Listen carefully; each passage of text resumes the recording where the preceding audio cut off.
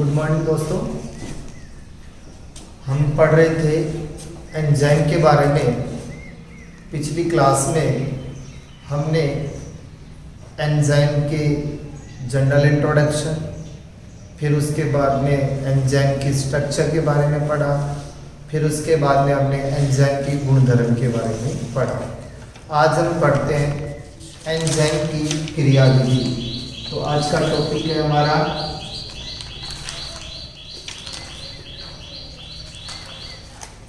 Enzyme की क्रियाविधि। Enzyme किस प्रकार कार्य करते हैं, मैकेनिज्म ऑफ एंजाइम। देखिए, एंजाइम की क्रियाविधि यानी एंजाइम सबस्ट्रेट से किस प्रकार क्रिया करते हैं और क्रिया करके सबस्ट्रेट को किस प्रकार प्रोडक्ट में चेंज करते हैं, इस बात को समझेंगे। तो एंजाइम की क्रियाविधि को समझने के लिए हमारे पास दो सिद्धांत हैं। एक है ES complex theory. ES complex theory का अर्थ है एंजाइम क्रियाधार सम्मिश्र सिद्धांत। दूसरा सिद्धांत है सक्रियण ऊर्जा में कमी। इन दो सिद्धांतों के माध्यम से हम ये समझेंगे कि एंजाइम किस प्रकार कार्य करते हैं। पहले पढ़ते हैं ES कॉम्प्लेक्स थ्योरी। इसमें क्या होता है कि देखिए, ये जो एंजाइम है, मान लीजिए ये एक एंजाइम है और एंजाइम के बारे में आप पढ़ चुके हैं कि एंजाइम में सक्रिय स्थल पाए जाते हैं। जैसे ये कोई एंजाइम था, ये इसके कहलाते हैं सक्रिय स्थल। इन सक्रिय स्थलों से सबस्ट्रेट क्रिया करता है। तो ये एंजाइम का एक्टिव साइट है और ये है आपका सबस्ट्रेट। ये तो हो गया एंजाइम और ये हो गया सबस्ट्रेट। अब ये सबस्ट्रेट एंजाइम के सक्रिय स्थल पर जुड़ जाता है और जुड़ जाने पर एक स्ट्रक्चर बनती है, उसको बोलेंगे। जैसे ये तो कौन हो गया एंजाइम और इससे ये जुड़ गया सबस्ट्रेट। ये जो स्ट्रक्चर बनती है इसको कहते हैं ES कॉम्प्लेक्स। यानी ES कॉम्प्लेक्स एंजाइम सबस्ट्रेट सम्मिश्र का क्या हो गया निर्माण। अब सम्मिश्र का निर्माण हो जाने के पश्चात एंजाइम तो ऐसे की ऐसे पृथक हो जाता है। एंजाइम तो ऐसे के ऐसे पृथक हो जाता है और जो सबस्ट्रेट है उसको किस में बदल देता है, प्रोडक्ट में बदल देता है। इस प्रकार ES कॉम्प्लेक्स थ्योरी के अनुसार जो है एंजाइम कार्य करता है। यानी एंजाइम सबस्ट्रेट से क्रिया कर ES कॉम्प्लेक्स का निर्माण करता है। ES कॉम्प्लेक्स का निर्माण करने के पश्चात एंजाइम तो पृथक हो जाता है, वह सबस्ट्रेट को प्रोडक्ट में चेंज कर देता है।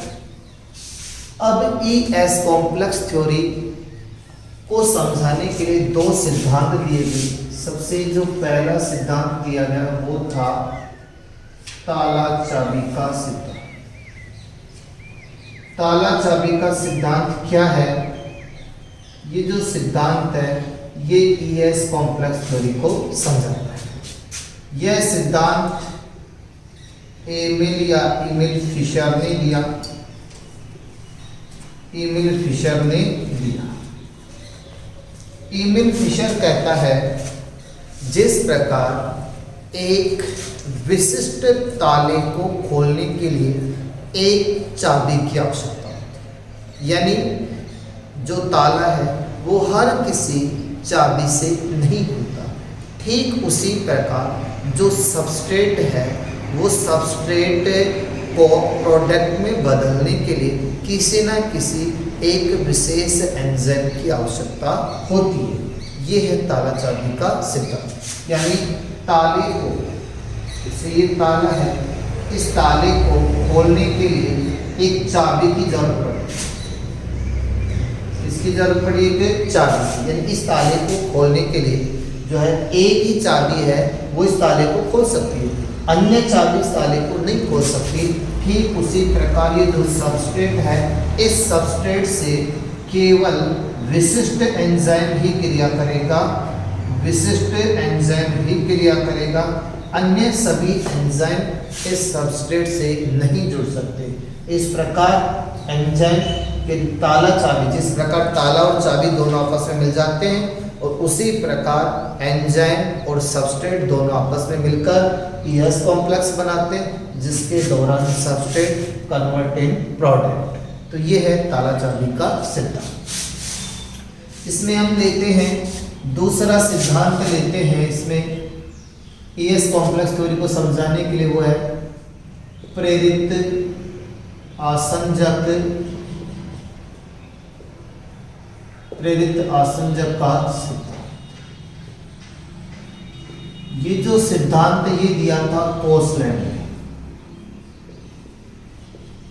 प्रेरित आसंजक का सिद्धांत किसने दिया? कोसलैंड। ये सिद्धांत क्या कहता है? सपोज दैट ये एंजाइम है और ये एंजाइम के सक्रिय स्थल है, ये एंजाइम का सक्रिय स्थल। तो याद रखना पहली बात, एंजाइम के सक्रिय स्थल कभी भी दृढ़ स्ट्रॉन्ग नहीं होते। इनकी स्ट्रक्चर में सबस्ट्रेट के अनुसार चेंज होता रहता है, तो एंजाइम के सक्रिय स्थल दृढ़ नहीं होते। तथा जो जुड़ने वाला, जैसे जुड़ने वाला ये कौन है? जुड़ने वाला ये है सबस्ट्रेट। तो एंजाइम के सक्रिय स्थल जो सबस्ट्रेट जुड़ेगा उसके कभी भी पूरक नहीं होते, यानी ये पहले से ही फिक्स नहीं होता है। जैसे ये एंजाइम है और ये उसके एक्टिव साइट है, ये सबस्ट्रेट है, तो ये सबस्ट्रेट इस एंजाइम के सक्रिय स्थल से जुड़ेगा तो ये इसके पूरक नहीं होते। लेकिन जैसे ही एंजाइम, जैसे ही ये सबस्ट्रेट है एंजाइम से जुड़ेगा, तो एंजाइम के सक्रिय स्थल से जुड़ेगा, तो ये सक्रिय स्थल है ना अपनी संरचना में परिवर्तन करके, सक्रिय जो स्थल है अपनी संरचना में परिवर्तन करके सबस्ट्रेट के अनुपूरक बन जाते हैं। यानी एंजाइम के सक्रिय स्थल कभी भी दृढ़ नहीं होते और वो सबस्ट्रेट के प्रति पूरक नहीं होते। लेकिन जैसे ही उससे सबस्ट्रेट जुड़ता है, सबस्ट्रेट के जुड़ने पर एक्टिव साइट अपनी संरचना में परिवर्तन करके सबस्ट्रेट के प्रति अनुपूरक हो जाता है, जिसके दौरान ES कॉम्प्लेक्स का निर्माण होता है, वह सबस्ट्रेट प्रोडक्ट में चेंज हो जाता है। इसको एक एग्जांपल के माध्यम से समझिए। मान लीजिए मेरे पास एक दस्ताना है, तो जो रबर का दस्ताना है उसको मान लीजिए, रबर का जो दस्ताना है वो मान लीजिए एंजाइम है, और ये जो हाथ है उसको मान लो क्रियाधार। अब क्रियाधार कौन है? हाथ। और रबर का जो दस्ताना है वो कौन है? एंजाइम। तो उस दस्ताने में जिस प्रकार का हाथ डालेंगे उसी प्रकार का तो दस्ताना अपनी संरचना में क्या कर लेता है? परिवर्तन। अगर दस्ताने में छोटा हाथ डालते हैं तो दस्ताने का साइज छोटा रहता है, अगर बड़ा हाथ डालते हैं तो दस्ताने का साइज क्या हो जाता है? बड़ा हो जाता है। अर्थात मतलब ये हुआ कि सबस्ट्रेट के अनुसार एंजाइम की एक्टिव साइट में चेंज हो जाता है।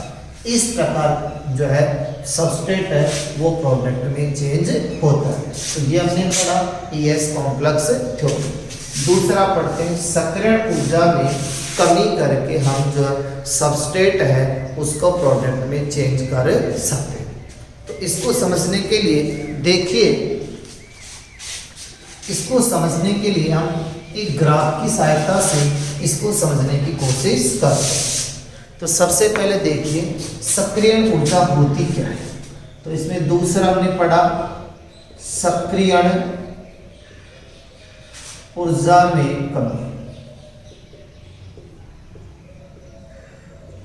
सक्रियण ऊर्जा क्या होती है? जैसे ये आपका सबस्ट्रेट है और इस सबस्ट्रेट को, इस क्रियाधार को मैं प्रोडक्ट उत्पाद में बदलना चाहता हूं। तो ये सबस्ट्रेट प्रोडक्ट में कब बदलेगा? यानी सबस्ट्रेट को प्रोडक्ट में बदलने के लिए जितनी एनर्जी की आवश्यकता होती है वो क्या कहलाएगी? सक्रियण ऊर्जा। वह न्यूनतम ऊर्जा जिस पर सबस्ट्रेट प्रोडक्ट में चेंज होता है उसे एक्टिवेशन एनर्जी, सक्रिय ऊर्जा कहते हैं। तो क्या होता है कि एंजाइम जो है वो सबस्ट्रेट से जुड़कर सबस्ट्रेट की सक्रियण ऊर्जा में कमी कर देता है, जिसके कारण जो सबस्ट्रेट है वो प्रोडक्ट में चेंज हो जाता है। तो इसको हम एक ग्राफ के माध्यम से समझने की कोशिश करते हैं। यहाँ पे हम ले लेते हैं, मान लीजिए विभव ऊर्जा या एक्टिवेशन एनर्जी, विभव ऊर्जा। अब क्या करते हैं, मान लीजिए यहाँ पे मेरे पास है प्रोडक्ट, वो सबस्ट्रेट है। इस सबस्ट्रेट को, ये सबस्ट्रेट किसमें बदल गया? प्रोडक्ट। तो ये देखिए इसमें क्या हुआ कि ये सबस्ट्रेट इसमें बदला है प्रोडक्ट। तो सबस्ट्रेट को प्रोडक्ट में बदलने के लिए इस संक्रमण अवस्था तक आना पड़ा। संक्रमण अवस्था, तो संक्रमण अवस्था के लिए इतनी सारी एनर्जी की आवश्यकता हो। तो इसको अपन लिखेंगे एंजाइम रहित, एंजाइम रहित सक्रियण ऊर्जा। अब क्या करेंगे, इस सबस्ट्रेट के साथ हमने क्या मिला दिया? एंजाइम। एंजाइम मिलाने पर ये देखिए, यानी ये हुई, यानी इतनी ऊर्जा में क्या हुई? कमी। अगर बिना एंजाइम के उत्पाद में बदलोगे तो इतनी ऊर्जा ज़्यादा चाहिए। अगर हमने इसमें एंजाइम मिला दिया तो इतनी ऊर्जा थी, तो ये कौन सी हो गई? एंजाइम युक्त सक्रियण ऊर्जा। सक्रियण ऊर्जा यानी इतनी एनर्जी कम हो गई जिससे सबस्ट्रेट किसमें बदल गया? प्रोडक्ट में बदल गया। तो इस आधार पर हम कह सकते हैं कि एंजाइम सबस्ट्रेट से जुड़कर सबस्ट्रेट की एक्टिवेशन एनर्जी को घटा देता है, जिससे सबस्ट्रेट कन्वर्ट इन प्रोडक्ट। तो इस प्रकार हमने पढ़ा एंजाइम की क्रिया। हम अगला टॉपिक लेते हैं एंजाइम का नामकरण, यानी एंजाइमों का नामकरण किस प्रकार करते हैं। तो इसमें सबसे पहले देखिए, एंजाइम के नामकरण को समझने के लिए इसमें दो सिद्धांत हैं, यानी दो बातें, दो आधार पर एंजाइमों का नामकरण किया जाता है। तो टॉपिक है अपना एंजाइमों का नामकरण। नॉमिनिकल चलो एंजाइम, एंजाइम का नामकरण। तो एंजाइम का नामकरण कैसे करेंगे? एक तो सबसे पहला है क्रियाधार के आधार, क्रियाधार के आधार, क्रियाधार के आधार पर कैसे? जैसा सबस्ट्रेट है, जैसा क्रियाधार है ना, उसके अंत में एज जोड़ दो और एज जोड़ने से वो एंजाइम का निर्माण हो जाता है। तो अपन यहाँ पे लिख सकते हैं क्रियाधार के अंत में एज प्रत्यय लगाकर,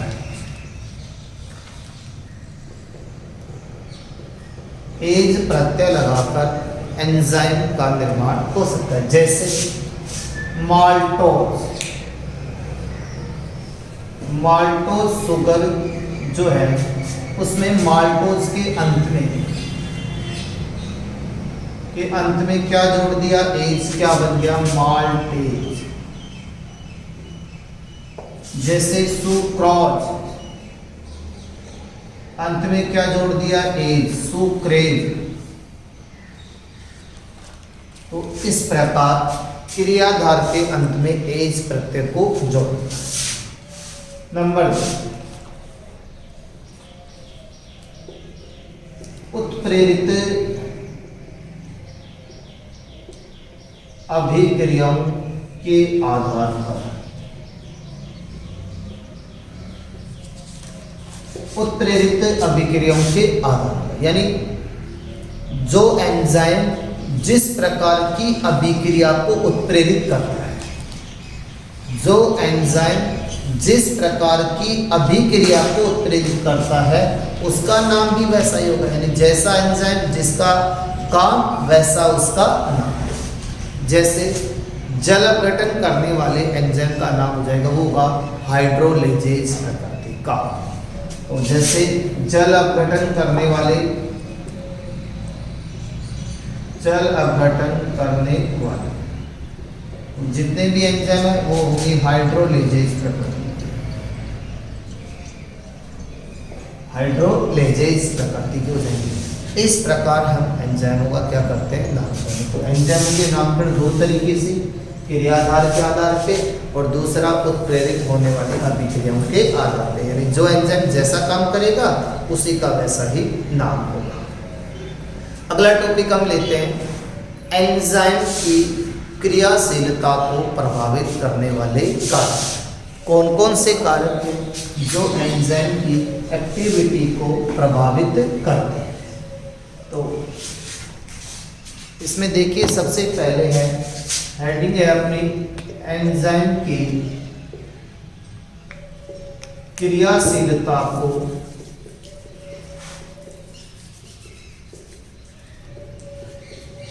प्रभावित करने वाले कारक।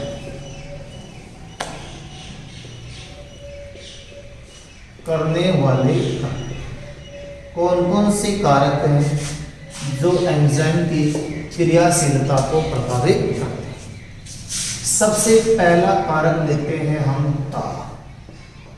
देखिए टेम्परेचर एक ऐसा कारक है जो एंजाइम की एक्टिविटी को प्रभावित करता है। क्यों?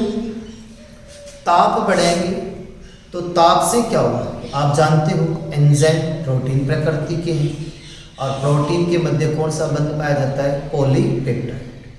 तो इस आधार पर हम टेम्परेचर बढ़ाएंगे, ताप बढ़ाएंगे तो एंजाइम की क्रियाशीलता में वृद्धि होती है, लेकिन वो 35 डिग्री तक ही सफिशिएंट है।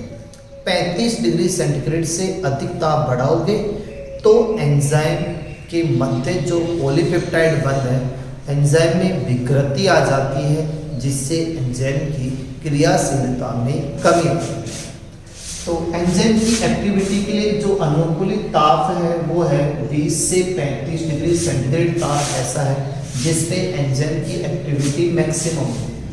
तो इसको हम एक ग्राफ के माध्यम से देखें तो यहाँ पे देखिए एंजाइम की क्रियाशीलता, यहाँ पे हम लेते हैं ताप। तो हम क्या करते हैं, जैसे जैसे ताप बढ़ाते हैं एंजाइम की क्रियाशीलता बढ़ती जाती है।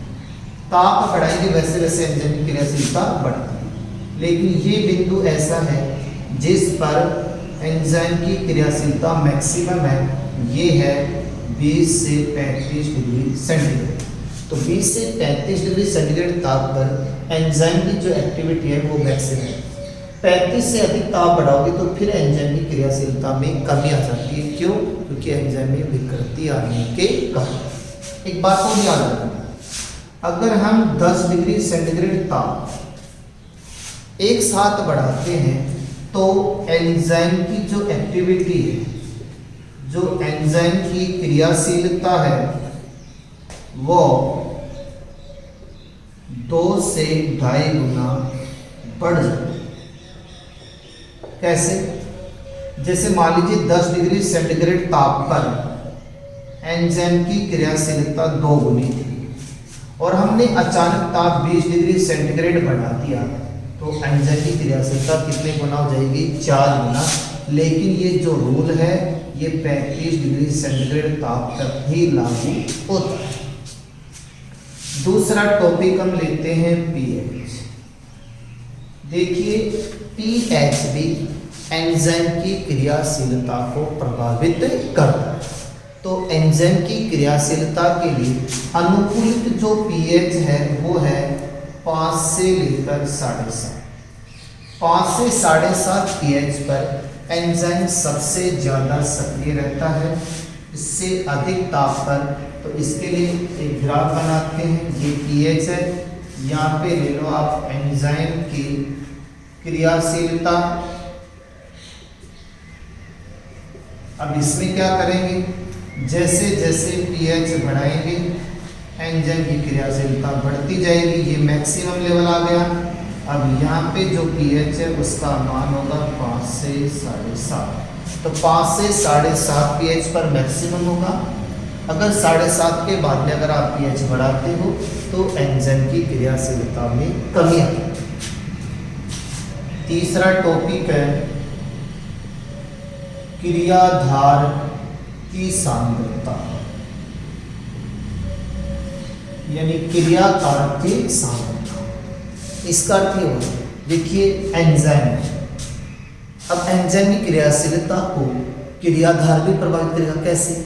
अगर क्रियाधार की मात्रा बिल्कुल कम है तो कम होने के कारण एंजाइम के जो सक्रिय स्थल हैं उनसे कम जुड़ेगा, और जब एंजाइम के सक्रिय स्थल से कम जुड़ेगा तो एंजाइम की क्रियाशीलता में क्या होगी? कमी। तो क्रियाधार की सांद्रता जैसे जैसे बढ़ाओगे वैसे वैसे एंजाइम की क्रियाशीलता में भी वृद्धि होगी, लेकिन एक निश्चित सांद्रता तक होगी। अगर आप एक लिमिट मैक्सिमम सांद्रता बढ़ा दोगे उसके बाद में एंजाइम की क्रियाशीलता में जो है स्थिरता आ जाती है। तो इसको भी हम एक ग्राफ के माध्यम से समझते हैं। यहाँ पे ले लीजिए आप एंजाइम की सांद्रता, एंजाइम की क्रियाशीलता, और यहाँ पे ले लीजिए हम लोग लेते हैं क्रियाधार की सांद्रता। क्रियाधार की सांद्रता, इसका मतलब ये हुआ कि क्रियाधार कम है तो एंजाइम की क्रियाशीलता भी कम है। क्रियाधार की सांद्रता ज़्यादा तो एंजाइम की क्रियाशीलता ज़्यादा होगी। जैसे जैसे हम एंजाइम क्रियाधार की सांद्रता बढ़ाते हैं वैसे वैसे एंजाइम की क्रियाशीलता बढ़ी जाती है। लेकिन एक निश्चित सांद्रता पर जो है ये मान मैक्सिमम होता है, और उसके पश्चात आप कितनी भी सांद्रता बढ़ा दो एंजाइम की क्रियाशीलता स्थिर हो जाती है। चौथा टॉपिक है एंजाइम की सांद्रता। एंजाइम की सांद्रता भी जो है एंजाइम की क्रियाशीलता को प्रभावित करती है। एंजाइम की सांद्रता जितनी कम होगी अभिक्रिया की दर उतनी कम होगी। एंजाइम की सांद्रता जितनी ज़्यादा होगी एंजाइम की क्रियाशीलता भी उतनी ज़्यादा होगी। लेकिन आप अगर एक एंजाइम की सांद्रता को बढ़ाते जाते हो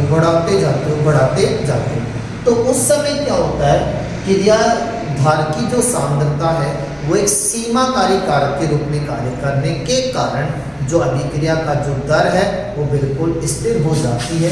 तो इसको भी हम एक ग्राफ के माध्यम से समझने की कोशिश करते हैं। यहाँ पे हम लेते हैं एंजाइम की सांद्रता, यहाँ पे हमने ले ली, यहाँ पे हमने ले लिया एंजाइम की क्रियाशीलता या अभिक्रिया का वेग ले लो, एंजाइम की क्रियाशीलता।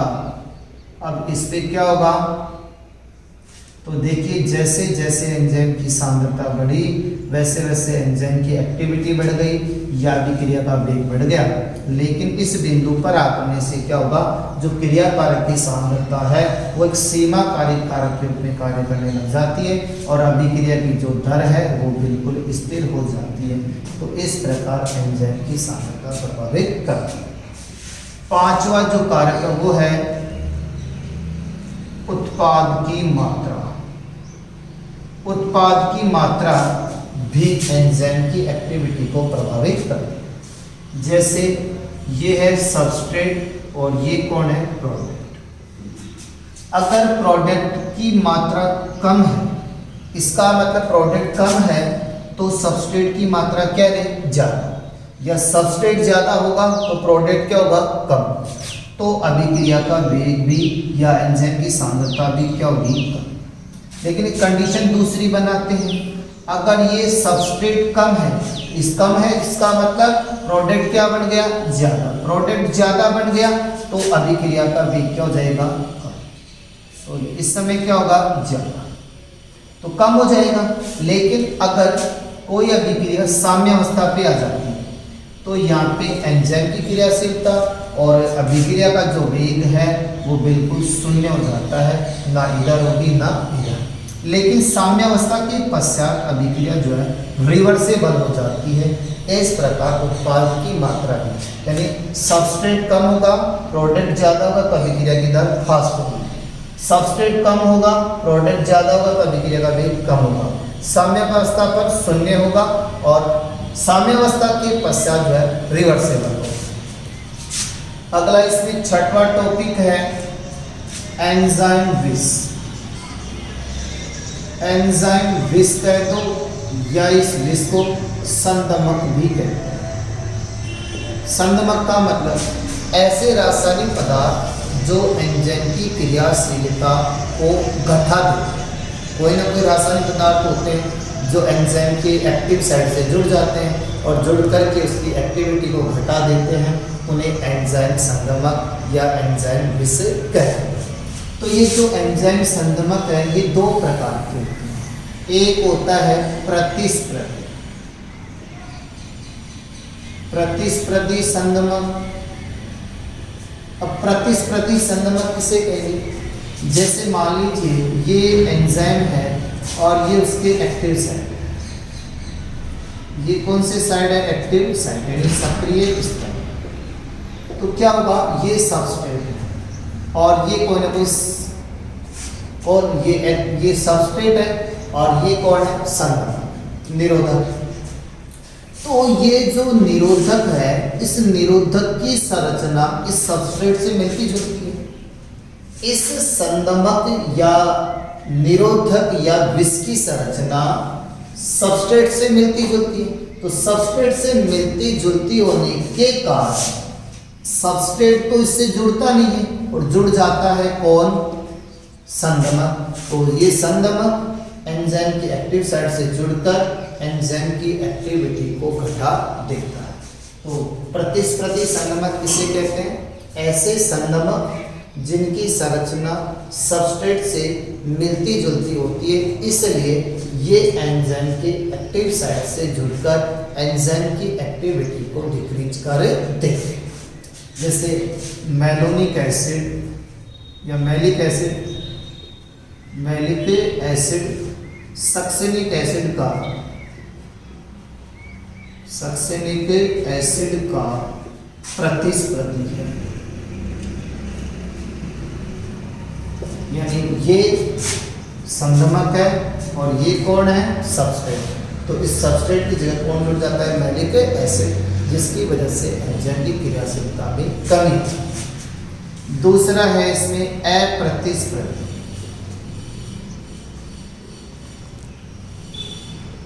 अप्रतिस्पर्धी संदमक क्या होता है, जैसे मान लीजिए ये एंजाइम की एक्टिव साइट है,